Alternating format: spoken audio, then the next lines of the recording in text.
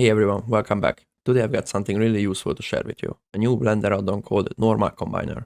It's a simple tool but super handy, and it came to life thanks to a collaboration with a very talented scripter and developer, DC Legend.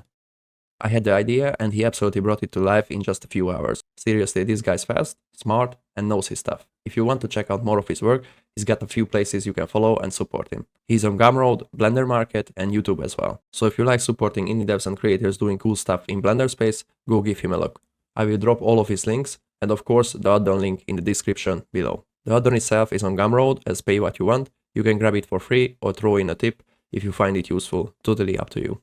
Now about the add-on itself and how it works. It's that simple. Let's say you have two separate normal maps that you want to combine. One of the best examples come from my wrinkle map tutorial. So here I've got a character's face normal map, and the second map, just a simple forehead wrinkle map with a few strokes of drawn creases. But I still want to keep all the details from the main normal map and add the wrinkles on top. That's where the add-on comes in.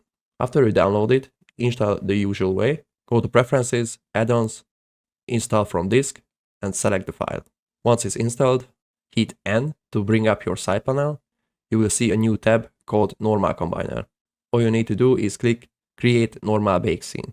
This will create an additional scene that sets up all the necessary nodes and settings for you, fully automatic. You can switch back and forth between your original scene and the bake scene at any time. And if you are done with it, you can just delete the bake scene. No problem, you can recreate it again later with one click if you want to. Now under Base Normal, select the normal map you want to add details to. This is your main one. Under Extra Normal, pick the map you want to add on top, in my case the wrinkle map. You can adjust the strength of the second map using this slider. And here at the resolution, choose whatever size your normal maps are. Mine are 4K, so I'm going to leave it on that. Then just click Render Normal Map, wait a few seconds, and boom, you got your combined normal map ready to go.